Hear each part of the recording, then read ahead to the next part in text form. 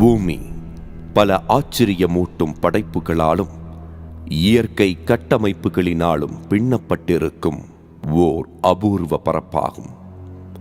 சுமார் 50 கோடி ஆண்டுகளுக்கு முன்பு இப்புவி குளிரத் தொடங்கிய போது இப்பரப்பில் உயிரினங்கள் உருவாகத் தோன்றின.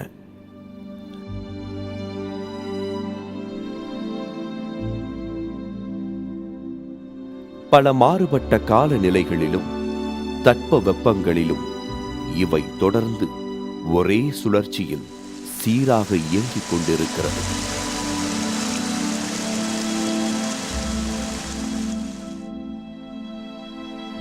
உயிரினங்களின் பரிணாம வளர்ச்சி புவி ஓர் உயிர்கோளமாக அமைய முக்கிய காரணமாகும். அவ்வாறு சுமார் 15 கோடி ஆண்டுகளுக்கு முன்பு வாழ்ந்த தொல் சிறையிலிருந்து பரிணாம வளர்ச்சி அடைந்தவைகளே பறவைகள்.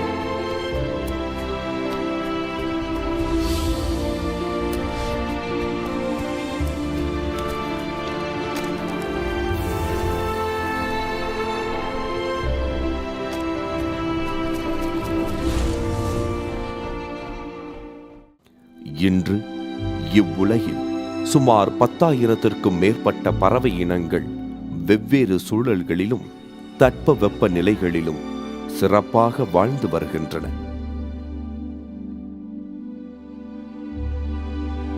இவ்வுலகில் பறவைகளின் பங்கு மகத்தானது. பல்லுயிரிகளை கட்டுப்படுத்தவும் தாவரங்களின் விதை பரவலுக்கும் மகரந்த சேர்க்கைக்கும் மிக முக்கிய காரணியாக உள்ளது.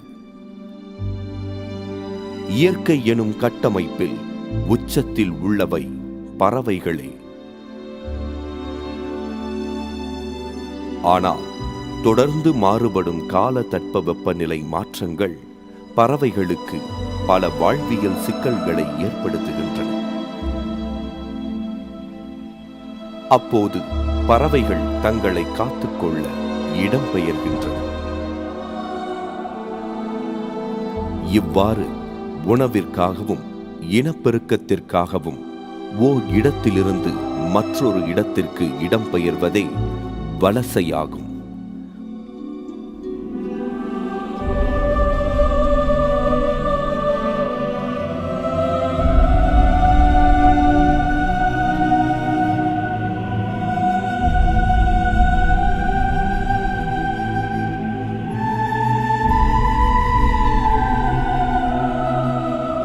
வலசை காலம் முடிந்த பிறகு மீண்டும் அவைகள் தங்கள் தாய் நிலத்திற்கே திரும்புகின்றன.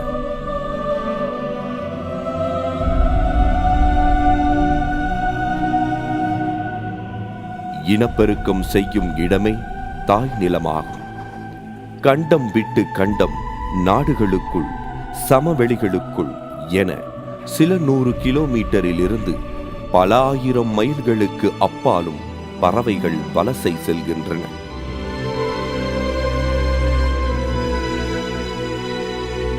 வலசை இயற்கை கட்டமைப்பை சமநிலையில் வைக்கிறது. பெரும்பாலும் ஐரோப்பிய நாடுகளில் குளிர்காலத்தில் பனியால் மூடப்பட்டிருக்கும் போது அங்கு ஏற்படும் உணவு தட்டுப்பாட்டிற்காக பறவைகள் ஆசிய, ஆப்பிரிக்க நாடுகளுக்கு இடம்பெயர்ந்து வருகின்றன.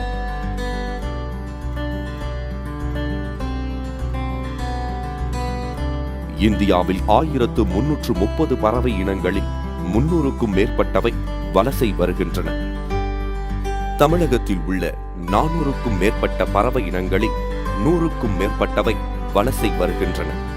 இந்தியாவில் மிக நீளமான கடற்கரை எல்லையை கொண்ட மாநிலமான தமிழகம் நீர்வாழ் வலசை பறவைகளுக்கு ஒரு முக்கிய வாழ்விடமாக உள்ளது. ஆண்டுதோறும் ஆகஸ்ட் மாத இறுதியில் தொடங்கி அக்டோபர், நவம்பர் மாதங்களில் நீர்வாழ் வலசை பறவைகள் தமிழகம் நோக்கி வர துவங்குகின்றன. தமிழகத்தில் உள்ள கடற்கரை மாவட்டங்களில் முக்கிய மாவட்டமாக விளங்குவது ராமநாதபுரம் மாவட்டம். இங்கு இயற்கையாக அமைந்துள்ள கழிமுக பகுதிகளும் கண்மாய்களும் வலசை பறவைகளுக்கு புகலிடமாக அமைகிறது.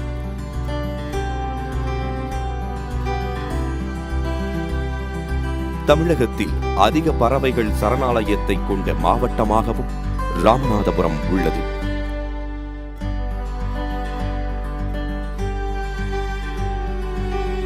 இங்கு இயற்கையாக அமைந்த 5 பறவைகள் சரணாலயமும் தமிழக வனத்துறையின் கட்டுப்பாட்டில் பாதுகாக்கப்பட்டு வருகிறது. இந்த கண்மாய்களில் அமைந்த கருவேல மரங்கள் இங்கு வரும் வலசை பறவைகளுக்கு கூடு கட்டி குஞ்சு பொரிப்பதற்கு ஏதுவாக அமைந்துள்ளது.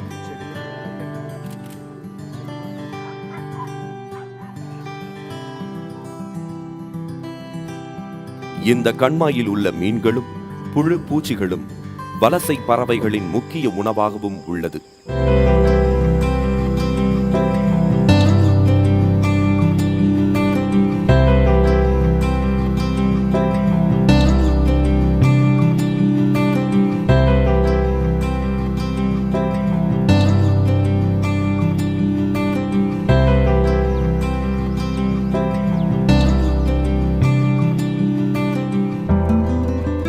இந்த பறவைகள் சரணாலயத்தில் மிகப்பெரிய முக்கியமான சரணாலயம் மேலகீழ செல்வனூர் ஆகும்.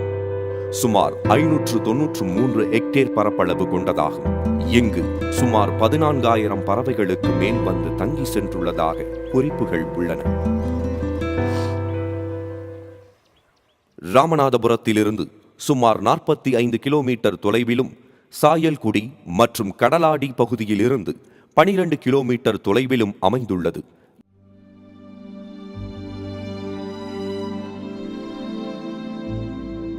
மழைக்கால வலசை போகும் பறவைகளுக்கு இந்த சரணாலயம் சிறந்த புகலிடமாக திகழ்கிறது. இந்த பறவைகள் உணவை தேடியும் இனப்பெருக்கத்திற்காகவும் இங்கு வருகை புரிகிறது.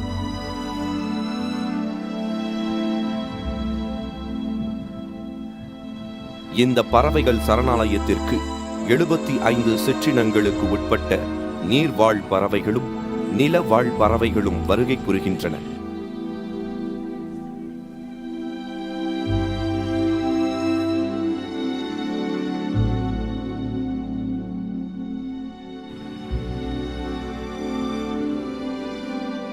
அவற்றில் சில இங்கேயே கூடு கட்டி முட்டையிட்டு இனப்பெருக்கம் செய்கின்றன. சில பறவைகள் உணவிற்காகவும் உகந்த சீதோஷண சூழ்நிலைக்கு மட்டும் இங்கு வந்து போகின்றன.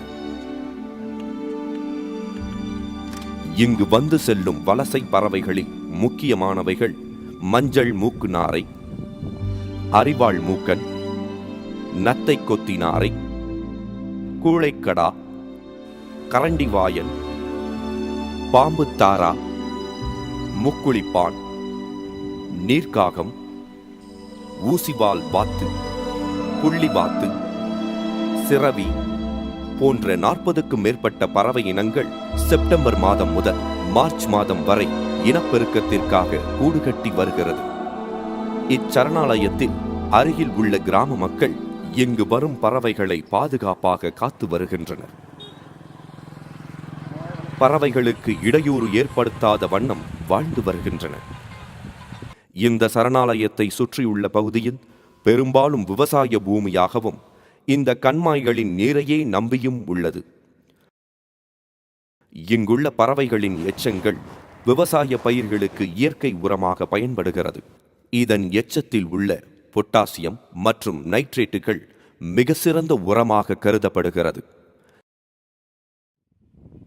ஒவ்வொரு ஆண்டும் வலசை காலங்களில் தமிழக வனத்துறையினர் இந்த சரணாலயங்களை பாதுகாப்பது மட்டுமின்றி மக்களுக்கு பறவைகள் பற்றிய விழிப்புணர்வையும் ஏற்படுத்துகின்றனர். மக்கள் தொகை பெருக்கத்தால் கடந்த 100 ஆண்டில் 50% சதுப்பு நிலத்தை நாம் இழந்துவிட்டோம். மீதமுள்ள ஆறுகள், குளங்களின் நீரானது 75% பயன்படுத்த முடியாதபடி மாசுபட்டு விட்டது. மிஞ்சியுள்ள நீர்நிலைகளையும் அதனை சார்ந்து வாழும் பறவைகளையும் பாதுகாப்பது மக்களின் தலையாய கடமையாகும். மனிதர்கள் இன்றி பறவைகளால் உயிர் வாழ முடியும். ஆனால் பறவைகள் இன்றி மனிதனால் உயிர் வாழ முடியாது.